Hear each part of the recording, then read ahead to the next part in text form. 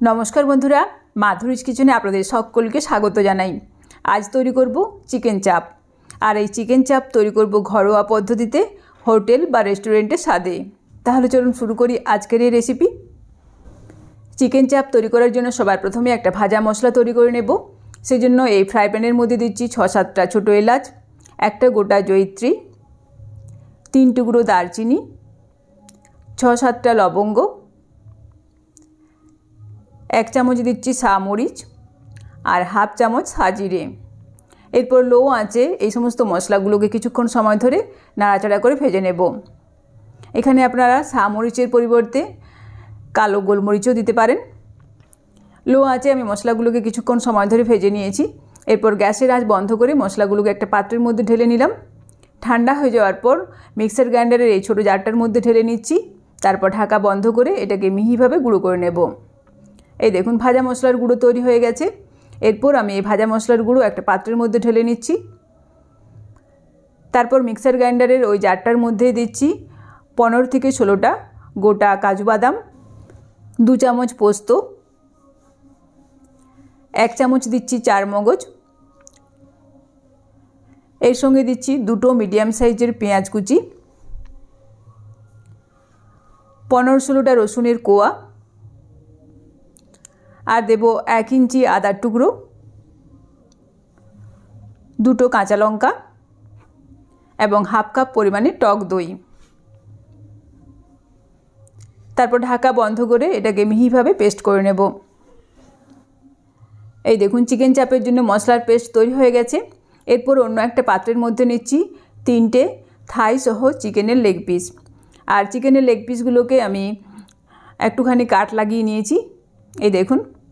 এরপর এর মধ্যে আমি যে মশলার পেস্টটা তৈরি করেছি সেটাকে ঢেলে দিচ্ছি। তারপর এর মধ্যে দেব পরিমাণ মতো লবণ, 1 চামচ কাশ্মীরি লাল লঙ্কার গুঁড়ো, আর যে ভাজা মশলার গুঁড়োটা তৈরি করেছিলাম সেটা দিচ্ছি 1.5 চামচের মতো। এর সঙ্গে দিচ্ছি হাফ চামচ চিনি, একটা জায়ফলের আমি অর্ধেকটা জায়ফল এভাবে গ্রেটারের সাহায্যে গ্রেট করে দিচ্ছি। এই দেখুন গ্রেট করে দিয়েছি।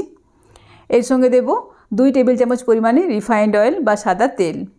তারপর সমস্ত মশলা চিকেনের টুকরোগুলোর গায়ে ভালোভাবে মাখিয়ে নেব।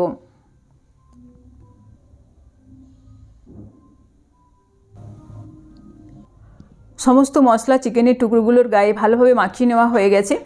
এরপর একটা ঢাকনা চাপা দিয়ে আমি এই চিকেনটাকে নর্মাল ফ্রিজে 5 থেকে 6 ঘন্টা ম্যারিনেশনের জন্য রেখে দেব। তবে আপনারা চাইলে হোল নাইটও রেখে দিতে পারেন।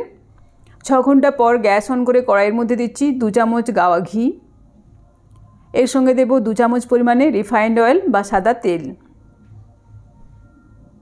তেল ও ঘি ভালোভাবে গরম হয়ে যাওয়ার পর এর মধ্যে চিকেনের টুকরোগুলোকে ছেড়ে দিচ্ছি। আমি মশলাটাকে বাদ দিয়ে শুধুমাত্র চিকেনের টুকরোগুলোই কড়াইয়ের মধ্যে ছেড়ে দিচ্ছি। তারপর মিডিয়াম আঁচে একটা দিক ভাজা হয়ে গেলে আমি উল্টে দিচ্ছি। কিছুক্ষণ পর আমি আবারও একটা দিক উল্টে দেব।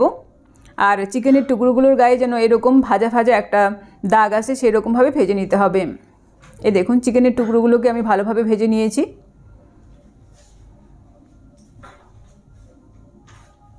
এরপর এর মধ্যে বাকি যে মশলাটা রয়েছে সেটাকে ঢেলে দিচ্ছি। তারপর গ্যাসের আঁচটাকে লোতে রেখে আমি মশলাটাকে ভালোভাবে মিশিয়ে দেব। এরপর গ্যাসের আঁচ কমিয়ে ঢাকনা চাপা দিয়ে 10 মিনিট রান্না করব। অন্যদিকে আমি হাফ কাপ হালকা গরম দুধের মধ্যে দিচ্ছি কিছুটা জাফরান বা কেশর। তারপর খুব ভালোভাবে মিশিয়ে দেব। এরপর এটাকে 10 থেকে 15 মিনিট এভাবে ভিজিয়ে রাখব। 10 মিনিট পর ঢাকা খুলে নিচ্ছি। তারপর আমি চিকেনের টুকরোগুলোকে আরও একবার উল্টে দেব। আর মাঝখানে আমি একবার নেড়ে চেড়ে নিয়েছিলাম।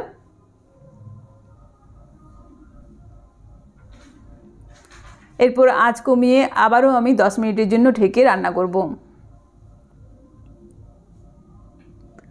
10 মিনিট পর ঢাকা খুলে নিচ্ছি। আবারও আমি হালকা হাতে নাড়াচাড়া করে দেব।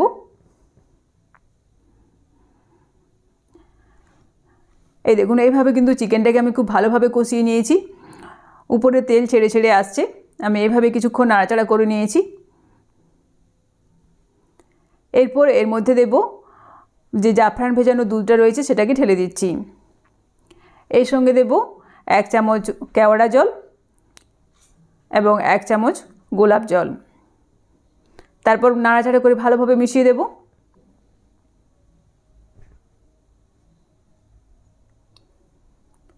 আবারও আমি গ্যাসের আঁচ কমিয়ে ঢাকনা চাপা দিয়ে 5 থেকে 7 মিনিট রান্না করে নেব। 7 মিনিট পর ঢাকা খুলে নিচ্ছি। চিকেন আমার খুব ভালোভাবে সেদ্ধ হয়ে গেছে। এই দেখুন, আমি আবারও কিছুক্ষণ নাড়াচাড়া করে নিচ্ছি।